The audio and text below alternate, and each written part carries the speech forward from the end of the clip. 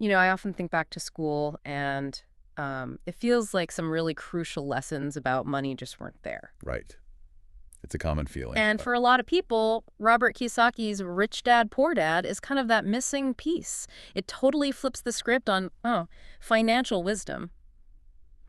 So today we're really digging into this book, trying to rethink how we earn, spend, and, actually grow money. Yeah, what's really interesting is how he sets it all up. He uses these two contrasting father figures. The rich dad and the poor dad. Exactly. His biological dad, the poor dad, highly educated, but, well, poor in mindset, according Yeah. to Kiyosaki.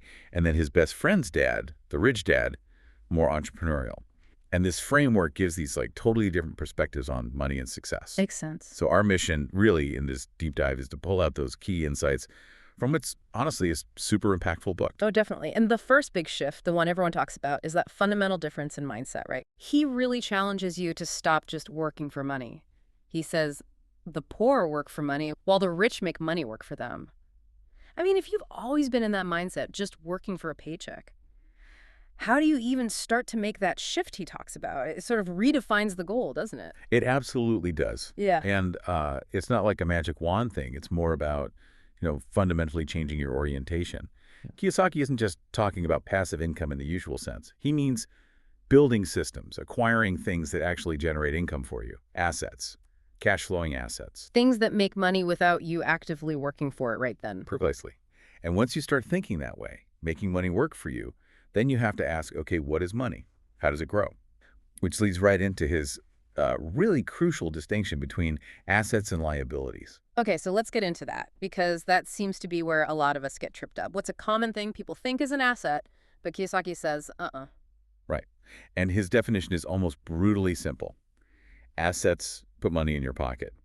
Liabilities take money out. simple enough. So think about a house, your primary residence. Conventionally, everyone calls it an asset. But Kiyosaki argues, well, if it's not generating rent, if it's costing you mortgage, taxes, upkeep. It's taking money out. Exactly. Yeah. It's functioning as a liability in terms of cash flow. Yeah. This totally flips the script on what building wealth actually looks like. It's about cash flow, not just owning stuff. Wow. Yeah. That's a huge eye-opener for most people, I bet. And that leads straight to his third big point, doesn't it? That financial education is more important than grades. Mm-hmm. He famously said, don't just study hard, study money.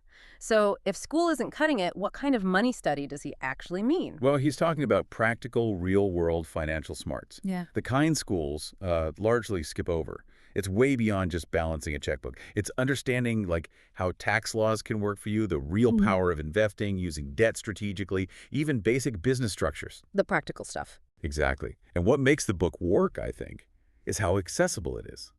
He uses really simple language, lots of stories, makes these complex ideas feel, well, understandable. Now, it's definitely motivating, gives you big mindset shifts, Yeah. but maybe not a step-by-step how-to guide for investing. It's more philosophy, a wake-up call. The starting point. Definitely. A must-read for just building that basic money awareness. So if you're listening and you've ever asked yourself, like, why am I working hard but still broke? Or just felt like something was missing in how you learned about money, then this deep dive into Rich Dad, Poor Dad is, well, probably for you, especially if you're a student figuring things out, or maybe a creator, an entrepreneur, anyone needing to shift their financial viewpoint. Right. It's about making your perspective work for you. Which brings up a final thought, maybe a challenge for you listening. If school didn't give us the financial playbook we needed, what's one thing, just one step you could take today to start making money work for you instead of, the other way around?